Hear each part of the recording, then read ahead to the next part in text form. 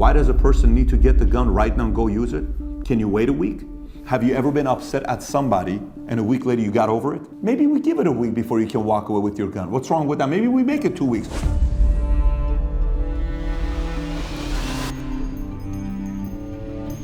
How's it going, everybody? Welcome back to another episode of the Armed Scholar Podcast.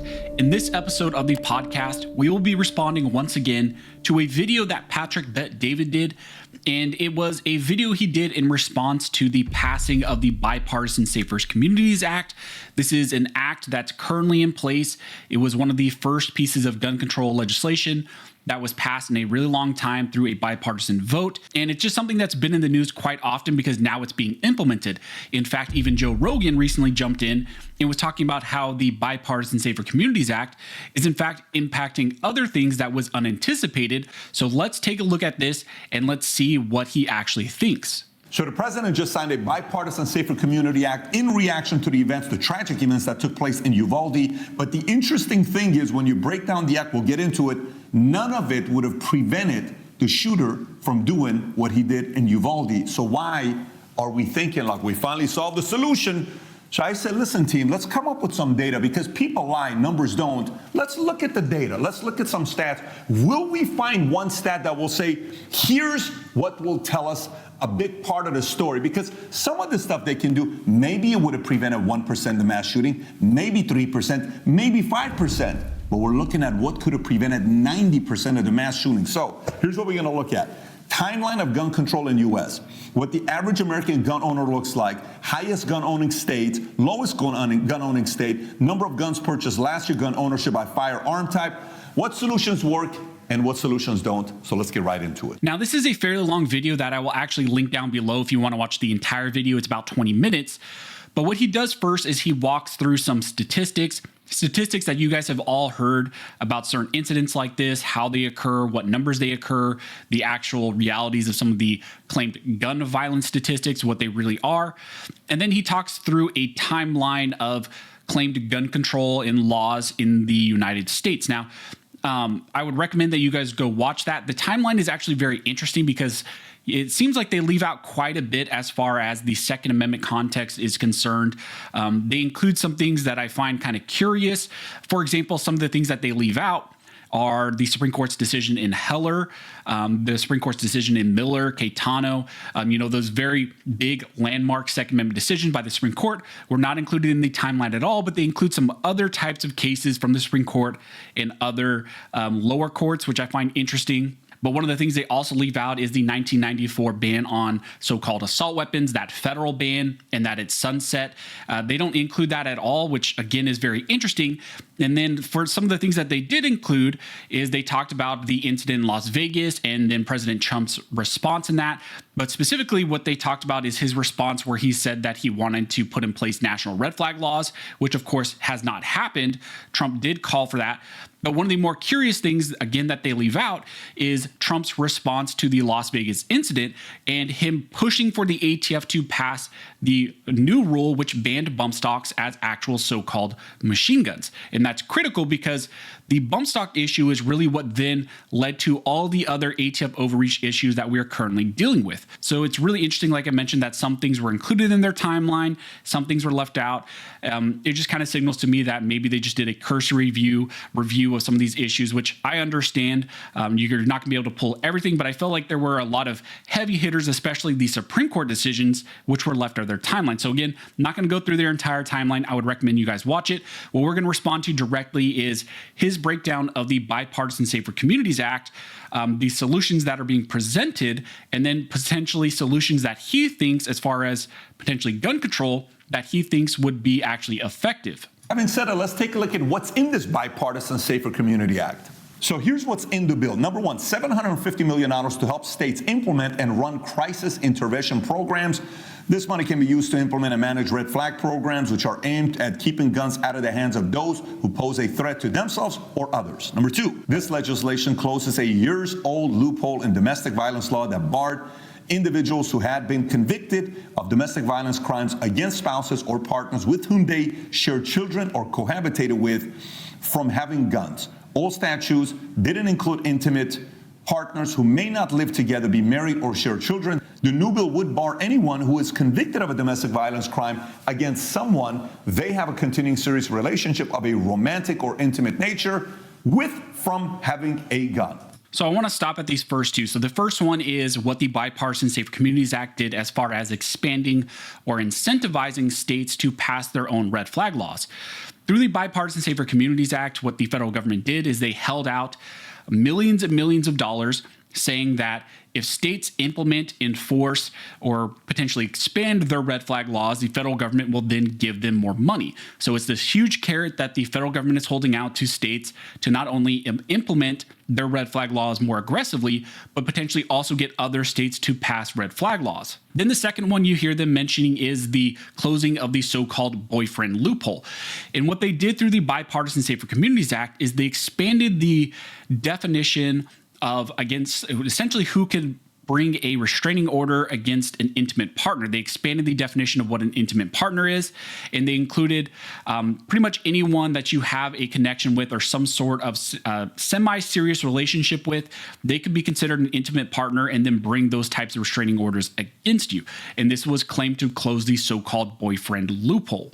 And again, this is important because, like in our last podcast, we talked about how Matthew McConaughey was praising the Bipartisan Safer Communities Act as simply just federal funding and how it's doing all these amazing things, but they completely gloss over all the gun control aspects of what the Bipartisan Safer Communities Act really did. It expanded a lot of federal laws. It incentivized more gun control through red flag laws and a lot of other things. It targets 18 to 21-year-olds, which we're going to talk about here in just a second, which he covers. And then there was also a lot of unintended consequences. Like I mentioned at the beginning, recently Joe Rogan put out a tweet where he talked about how the Department of Education, I believe, has reinterpreted some of the language in the Bipartisan Safer Communities Act to now say that the federal government will no longer fund some hunting safety courses, some training courses, some archery courses, which traditionally have been funded in some schools by the federal government. Now through the Bipartisan Safer Communities Act, they're going to remove all that funding, which again threatens those types of programs which have been foundational and fundamental in a lot of schools and a lot of areas. Through this Bipartisan Safer Communities Act, it has had unintended consequences and is stripping away that type of funding and restricting that type of activity. And this is something that we warned against heavily before the Bipartisan Safer Communities Act was ever passed. And we warned that the executive agencies and the executive branch would try to use this law, expand upon its language, and try to implement more gun control. Here, in that context, they are trying to actually do hunting and archery control. Again, unintended consequences, but that's how this always happens. Like we've seen the ATF try to expand definitions, implement new rules, and try to do things that are not actually included in the language of statutes. Here you have, I believe, the Department of Education that is trying to do something similar to remove funding from education systems that use, archery programs, hunting programs, again, that are foundational to communities. Requires more gun sellers to register as federally licensed firearm dealers. Number 4, more thorough reviews of people ages 18 to 21 who want to buy guns. The bill encourages states to include juvenile records in the National Instant Crime Background Check system with grants, as well as implement a new protocol for checking those records. So again, two really important things that get glazed over about what the Bipartisan Safer Communities Act does. And a lot of people, again, like Matthew McConaughey, just try to praise this bill, but it did a lot of things. One of the first things that they talk about there, or what they're mentioning here, is the 18 to 20-year-old records expansion, where they're talking about how they are now going to be accessing juvenile records to potentially prohibit people to delay background checks for individuals 18 to 21 from purchasing firearms.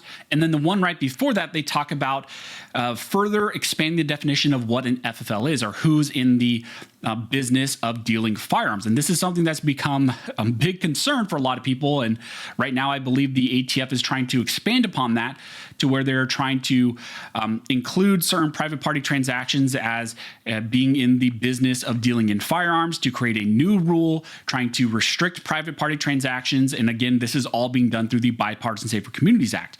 This is also concerning to a lot of small-time sellers or people who were not actually engaged in the business of selling firearms, but now all of a sudden the federal government and the ATF says, yes, you are, and therefore we're potentially going to put you at risk of serious criminal penalties or potentially subject you to have to go through the federal process. So you have to become an FFL dealer to engage in what used to be lawful conduct. creates new federal statutes against gun trafficking and straw trafficking.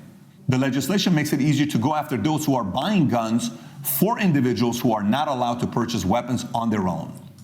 That one to me was always weird in the Bipartisan Safer Communities Act because it was almost redundant. We already had a federal law in place that was against gun trafficking and straw purchases, but then they created a redundancy law that says, okay, we will doubly go against you. So again, to me, it was just a redundancy, but it was interesting that they put that in there. And last but not least, number 6, increases funding for mental health programs and school security. The money is directed to a series of programs, many of which already exist but would be funded more robustly under the new law. They're talking about the federal funding. I think it's up to $1 billion in federal funding for a variety of things. I think $750 million towards specifically education systems. And that is where, again, in the last podcast, we talked about how Matthew McConaughey and his nonprofit is trying to get that money, be the middleman to get that money to go directly to those schools.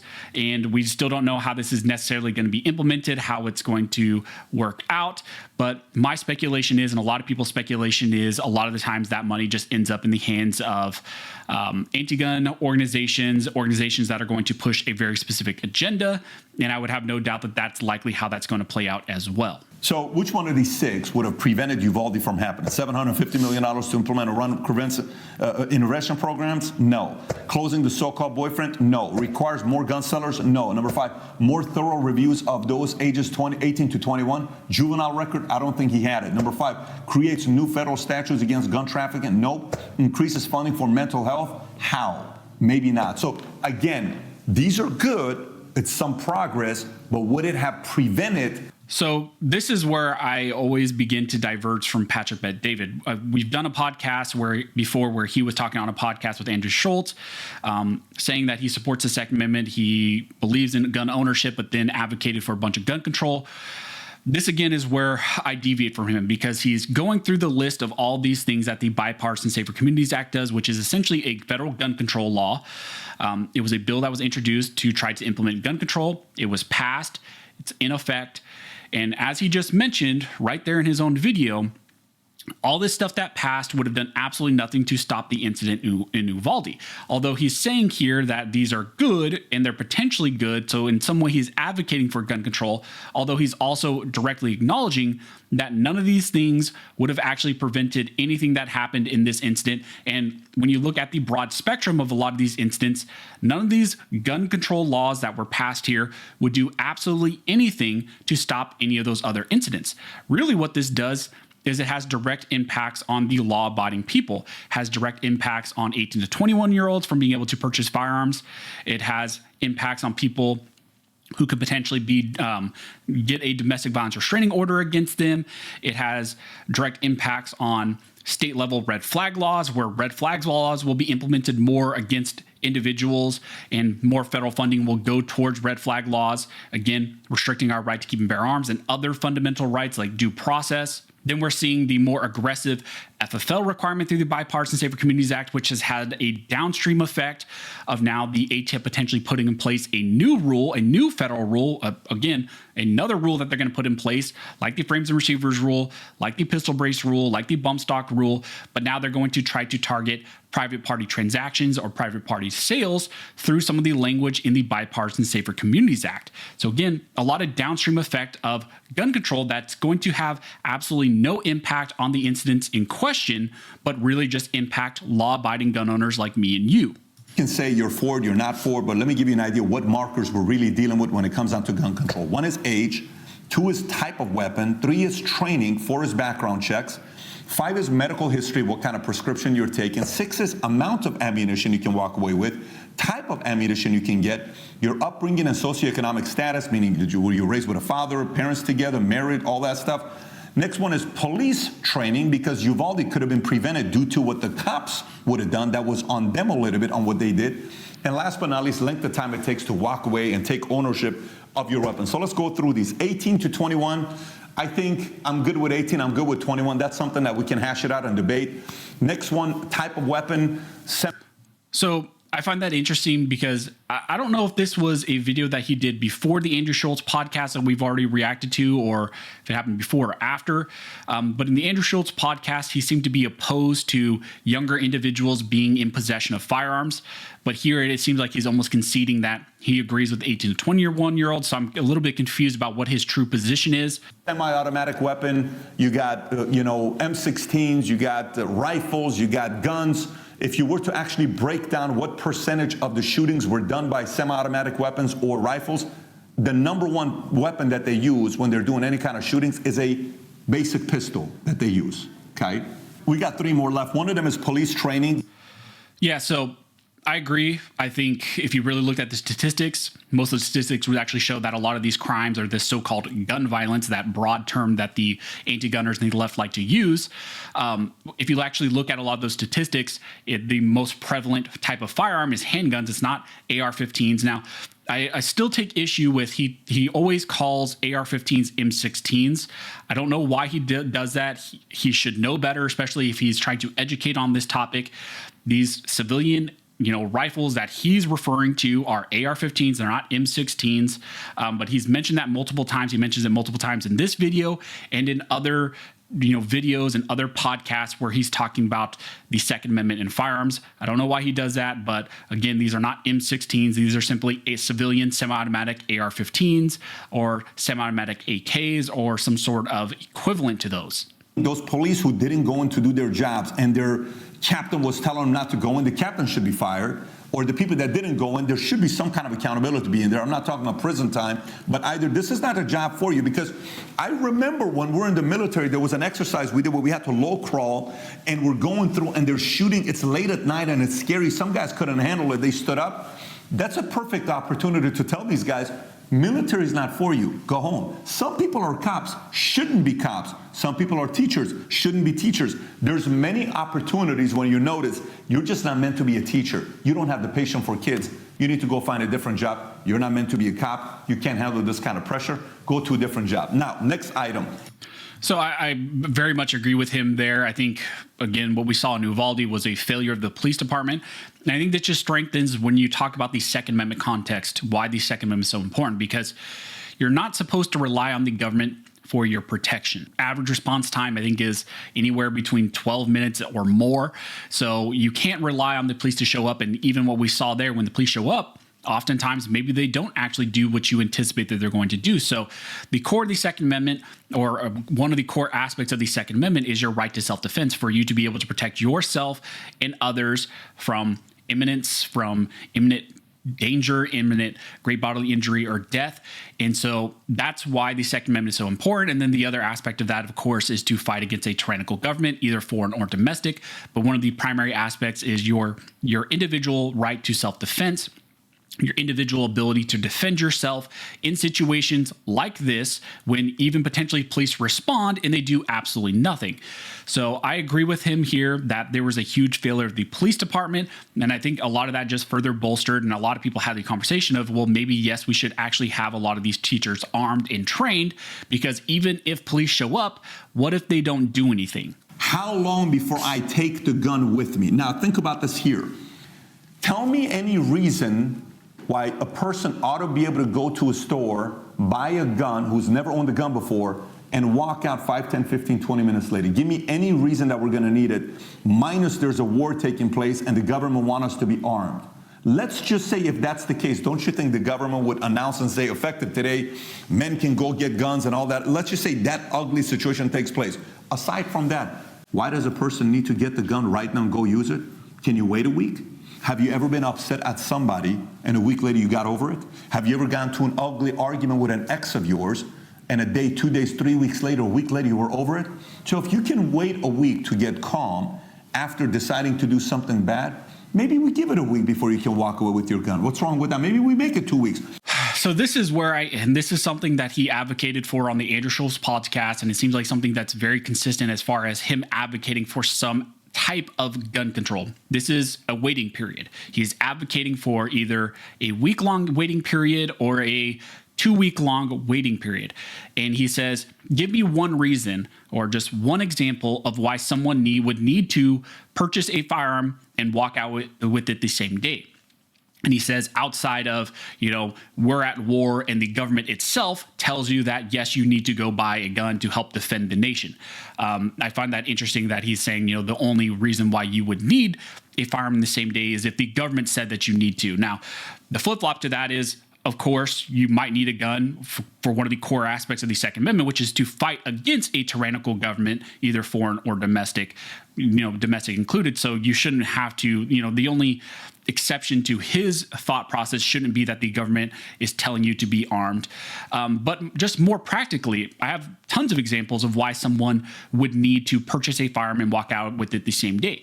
Here in the Bipartisan Safer Communities Act, where he's saying that, there are some good things as far as gun control, they talked about domestic violence restraining orders. What about a woman or someone else who is potentially being threatened by an intimate partner? We're all so concerned about intimate partners and that we need domestic violence restraining orders. But what if those are failing? And what if an individual knows that putting a restraining order on an intimate partner will do absolutely nothing? So they want to be armed to defend themselves. And so you're telling that person who's in fear of great bodily injury or death from an intimate partner that they should have to wait potentially up to 2 weeks to get possession of a firearm. There are very highly publicized incidents where that's expressly happened to someone, where, especially in California, I think there is a very popular one in California where a woman walked into a store, wanted to get a gun to defend herself, just simply a handgun, wanted to defend herself, and she was subject to the California 10-day waiting period. And during that interim of that 10-day waiting period, even though the individual that she had a restraining order against, that individual still committed violence against her, and she wasn't able to have a handgun, which she knew she would need to defend herself. And she had warned the police officers and the police department multiple times that her life was in danger. She had a restraining order against an individual, and it did absolutely nothing. The only thing that could potentially have protected her was an actual firearm. But like you are advocating for, Patrick, she was subject to a 10-day waiting period. So that's just one very real-world example of why someone would need access to a firearm same day. But also, I think there's a huge disconnect with how Patrick is presenting this, where he's saying, why will you need this? Well, this isn't the Bill of Needs. This is the Bill of Rights. It's a fundamental right.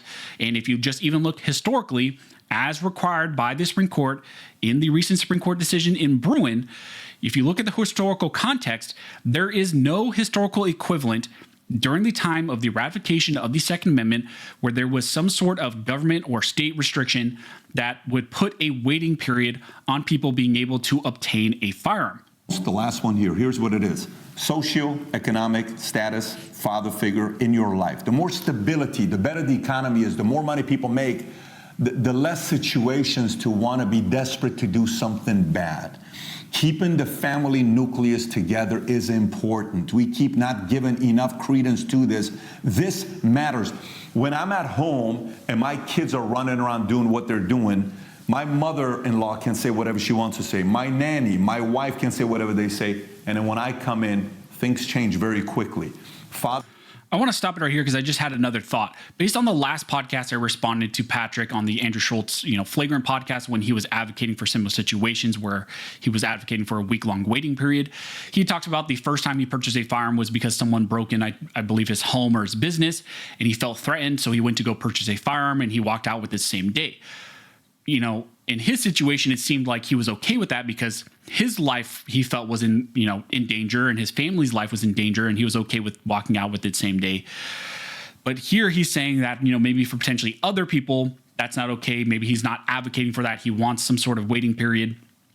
And then here he's also talking about, socioeconomic scenarios. And I think this is also where, if you were to look at why someone would potentially need a firearm same day, there are plenty of people who live in areas that are high crime areas where maybe their houses are being broken into. There's a lot of gang violence, and an individual in that situation may not even be able to rely on the police because the police are already failing in their area, and they want to take their own defense into their own hands. Maybe they have some sort of credible threat against them, and so they want to actually purchase maybe even just a handgun have it in their possession to defend themselves at, in that area that there again is high crime or gang violence or something like that, and they have no other avenue, and they can't wait 10 days or 14 days to become in possession of that firearm because there are credible threats against them because of the situation they live in, because they are not of the higher socioeconomic standing. So a lot of times when things like this are positioned or gun control is positioned, it's in the position of people who potentially are well or off. They don't think about, how this could become a barrier of entry for people of lower economic standing. A lot of times when you talk about permitting systems and waiting periods and background checks and all these additional fees and things that could be placed on as far as gun control, they don't think about how that could actually be a huge barrier to entry for people of lower economic standing, because maybe someone like a single mom who lives in a bad area is not going to have the money to go pay the fees for background checks, for fees for permits, fees for training, do the waiting period, do the training requirement fees, all of those things, background check fees for ammunition. It just, all these things start to stack up to where for them to just purchase a handgun and have some ammunition, all of a sudden you're talking about thousands of dollars, which this individual might not have. We need to go back to recognizing the right values and principles. Maybe some of the values and principles we learned from our grandparents, maybe they're right. Maybe we need to go talk about some of that stuff. Maybe we need to say, hey, whatever denomination you are, whatever church you are, whatever faith you are, practice it. Take your kids to church. Take them to, maybe your school is a public school and you're not necessarily able to put your kids in an environment to learn some conservative values. I don't care if you're a Christian, Catholic, 7-day, you're whatever you practice, actually put your kids in those types of environments, because many instances in those environments, somebody can come across and play the role of a father figure to challenge, uplift, to say there's hope, good things can happen in life as well. I think that plays a very, very important role. So I would agree to this. I think a big failure of what's going on right now in our society is the denigration, the dissolution of fundamental cultural values, religious values. I have my own religious beliefs, and a lot of those religious beliefs bleed into my advocacy for the Second Amendment. I believe the Second Amendment is not just a human right, but it's a God-given right. And I'm not going to harp on that here, but I agree with what Patrick's saying, where I think there's been a lot of societal breakdown, cultural breakdown of fundamental traditional values that has then led to a lot of the stuff that we're dealing with here. And I think if we went back to some of the first principles, some of the core values that America was built on, that a lot of our rights were built on, I think we wouldn't be facing most of the things that we're currently facing. But as we see from the left, from the anti-gun side, their whole agenda is to strip away, to break down those foundations and put in place what they believe is a better system. And a lot of times what we're seeing here, for example, we have, I think on average, it's like 2,000 federal gun control laws in place, and state level laws. Like I'm here in the state of California, we have thousands of state level gun control laws here in the state of California. And what we're seeing here in California and other liberal left-leaning states that have a ton of gun control, we're seeing crime rates skyrocketing. None of these gun laws are doing absolutely anything. The federal law that was passed here through the Bipartisan Safer Communities Act is doing absolutely nothing to stop these incidents. Would never have even prevented some of these incidents that are in question, and they're going to do absolutely nothing to prevent further incidents. It's just more gun control, more control by the federal government that they want to put in place to slowly chip away our fundamental rights. So that's just my response to Patrick Bet-David again. This was something that someone sent me in response to my last podcast that I did, responding to him being on the Andrew Schultz podcast and them talking about gun control and some of the things that Patrick was advocating on that podcast.